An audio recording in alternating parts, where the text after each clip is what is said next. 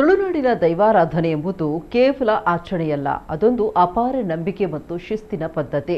ಆದರೆ ಇತ್ತೀಚೆಗೆ ನೇಮೋತ್ಸವದಲ್ಲಿ ಭಾಗವಹಿಸುವವರು ಡ್ರೆಸ್ ಕೋಡ್ ಬಗ್ಗೆ ಗಮನ ಕೊಡುವುದಿಲ್ಲ ಎಂಬುದು ಹಲವರ ಕೋಪಕ್ಕೆ ಕಾರಣ ಆಗ್ತಾ ಇದೆ. ಆದರೆ ಈ ಪ್ರವೃತ್ತಿ ಹೆಚ್ಚಾಗ್ತಾ ಇದ್ದು ದೈವದ ಅವಕೃಪೆಗೆ ಕಾರಣ ಆಗ್ತಾ ಇರುವ ವಿಡಿಯೋವೊಂದು ಸಾಮಾಜಿಕ ಜಾಲತಾಣಗಳಲ್ಲಿ ವೈರಲ್ ಆಗಿದೆ. ವಿಡಿಯೋದಲ್ಲಿ ಮಹಿಳೆಯೇ ಹೇಳಿಕೊಂಡಿರುವಂತೆ ಅಲ್ಲಿ ಇರುವವರಿಗೂ ಏನು ನಡೀತಾ ಇದೆ ಎಂಬುದು ಗೊತ್ತಾಗಿರಲಿಲ್ಲ.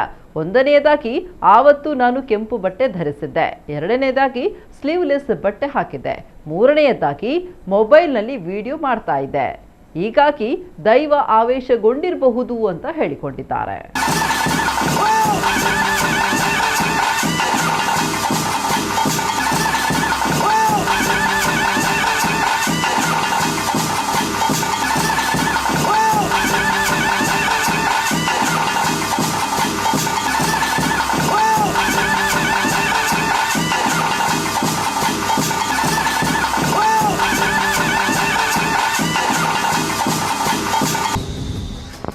ಅಲ್ಲಿರೋರ್ಗು ಆ್ಯಕ್ಚುಲಿ ವಾಟ್ಸ್ ಹ್ಯಾಪನಿಂಗ್ ಅಂತ ಗೊತ್ತಾಗಲಿಲ್ಲ.